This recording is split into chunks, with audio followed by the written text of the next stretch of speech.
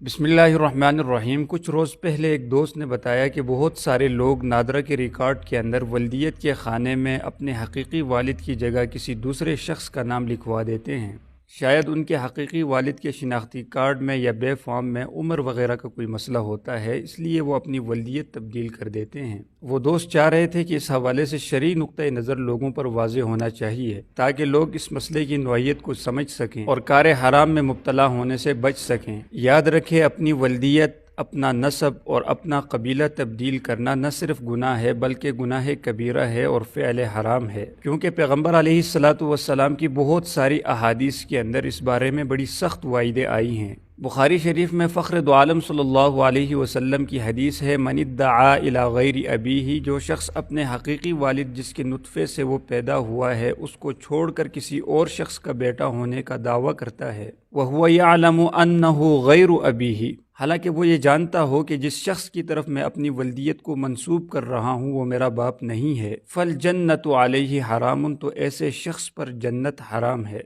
इसी तरह एक दूसरी हदीस में पैगम्बर अलैहिस्सलातु वस्सलाम के अल्फाज हैं, ला तरगबू अन आबाइकुम, कि अपने बाप से एराज़ मत करो, यानी अपने हकीकी वालिद को छोड़कर किसी दूसरे शख्स को अपना बाप मत बनाओ। फमन रग़िबा अन अबीही फहुव कुफ्रुन, और जिस शख्स ने अपने बाप से एराज़ किया उसने कुफ्र किया। इसलिए जिन हजरात से ये फ़ेल हराम सादिर हुआ है वो अपना रिकॉर्ड दुरुस्त करवा लें, और जो मुस्तक़बिल में ऐसा करने का इरादा रखते हैं वो अपने इस इरादे से बाज आ जाएं, क्योंकि शरीयत मुतहरा की नज़र में ये एक इंतहाई कबीह जुर्म है।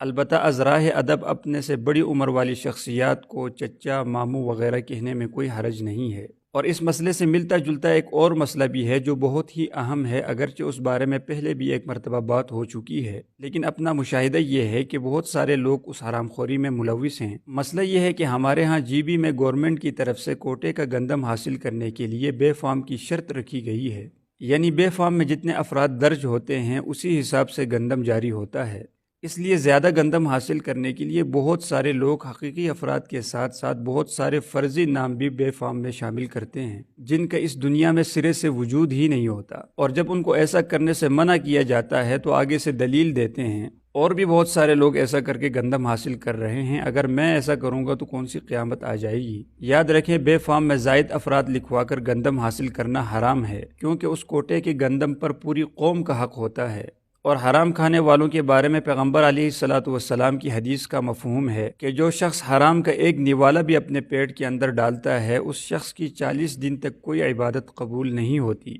और साथ साथ ये बात भी जहन में रखें कि हराम खाना गुनाह कबीरा है और ऊँट पटांग दलाइल के ज़रिए से हराम को हलाल करार देना कुफ्र है।